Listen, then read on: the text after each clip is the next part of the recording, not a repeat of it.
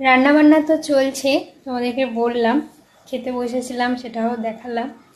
তো এখন এসছি সিঁড়ির এখানে, এই দেখো ছাদের সিঁড়ির এখানে এসছি। তোমাদেরকে বললাম না যে সকালবেলা আজকে সিঁড়ি টিড়ি সব কিছু ঝাঁট দিয়ে মোছা হয়েছে, তো ভাবলাম সেটাই তোমাদের সঙ্গে শেয়ার করি। এখন বর্তমানে সিঁড়ির অবস্থাটা কীরকম। তো যাই হোক, আর এত সুন্দর রোদ উঠেছে না, কালকে বেশ ঠান্ডা লাগছিল রাত্রেবেলা, দেখো। আর সকালের এই শীতের রোদ সত্যি মানে গায়ে নিতে ভীষণই ভালো লাগে। তো যাই হোক, চলো দেখাই। মানে সব কিছু ঝাড় দিয়েছি, মুছেছি। আমাদের দাদা অবশ্যই হেল্প করেছে, ওর কাজটুকু করে আমাকে হেল্প করে দিয়ে ও কাজে বেরিয়ে গেছে খেয়ে। এই যে দেখাই, দেখো এখানটা তো কিছুদিন আগে একটা ব্লগে দেখিয়েছিলাম। এই যে মেজে এত চকচকে দেখছো, সব কিছু ঝাঁট দিয়ে আজকে মোছা হয়েছে, আমিই করেছি সব। তোমাদের দাদা এগুলো সরিয়ে টরিয়ে দিচ্ছিল।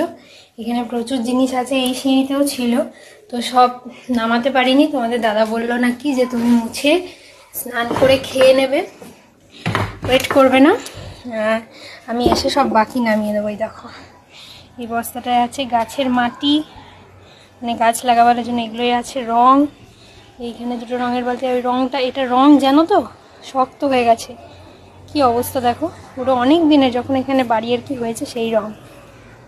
এই যে এখানেও রং আছে। আর এই যে ছাদ, কত দিন পরে যে ছাদে উঠলাম, মানে কত মাস পরে। তো যাই হোক, প্রচুর রোদ কিন্তু, আর বেশ ভালো লাগছে রোদটা, ঠান্ডা ঠান্ডা একটা হাওয়া দিচ্ছে, কিন্তু রোদটা বেশ ভালো লাগছে।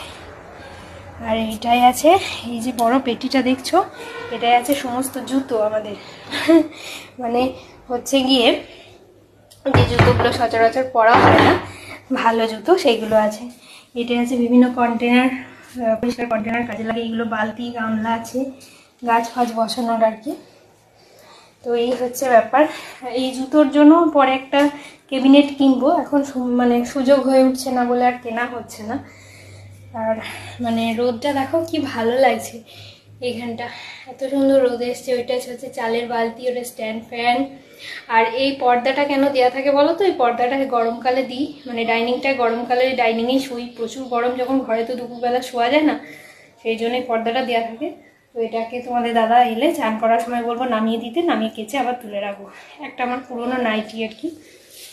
তো যাই হোক, আর এখানে তো তোমাদের দাদার এই যে ভর্তি জিনিসপত্র, মেশিন পত্র, পেপার। প্রত্যেক রবিবার আমরা পেপার নিই, সেই পেপারগুলো এক গাদা জমেছে, আমরা বিক্রি করে দিই।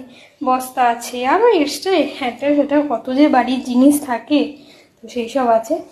সব কিছু সরিয়ে মুছে আগে ঝাড় দিয়ে পরিষ্কার করা হয়েছে। দুদিন ছাড়া ছাড়াই করে দেওয়া হয়, মানে ধরো এই সপ্তাহে সপ্তাহে বা 2-3 সপ্তাহ অন্তর সিঁড়ি ফিরি ধোয়া হয়, মোছা হয়।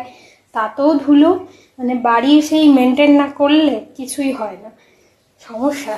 এই আমি মাঝে মাঝে চিন্তা করছি যে আমি বেবি হতে যাব ওখানে, এই কটা মাস যে কী হবে সেটাই ভাবছি।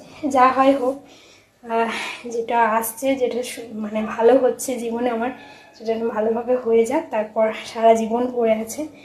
তো যাই হোক, তোমরা সবাই আশীর্বাদ করো, আমি এইভাবেই যেন মানে কাজটা করে যেতে পারি। আমি কাজ করতে ভীষণই ভালোবাসি, তোমরা তো সকলেই জানো। কাজ না করলে, আমি নিজের কাজটা নিজেরা করলে আমার ভালো লাগে না, আমার অসুস্থ লাগে। বিশেষ করে বাড়ি ঘর সংসার, নিজের প্রফেশন বলে যে প্রফেশনে আমি থাকি, সবটুকুই যদি নিজে হাতে নিজে কাজ না করি, আমার একদমই সেটা ভালো লাগে না। যাই হোক, চলো, রান্না এখনো খানিকটা হয়েছে, খানিকটা করছি, আস্তে আস্তে করছি, তাড়াহুড়ো কিছু নেই, যেহেতু আগে দিয়ে সব কিছু কুটে বেটে রাখা আছে। সেই জন্যই সকালবেলা চা খেয়ে দুজনে লেগে পড়েছিলাম, এত অবস্থা খারাপ ছিল সিঁড়িটার যে না করলেই নয়। যাই হোক, চলো, অনেক কথা বলে ফেললাম, তোমাদের সঙ্গে ভালো শেয়ার করবো, সেই জন্য ভিডিওটা অন করলাম। তো বাকি কাজগুলো কমপ্লিট করি।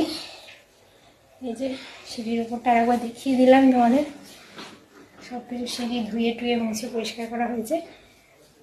চলো।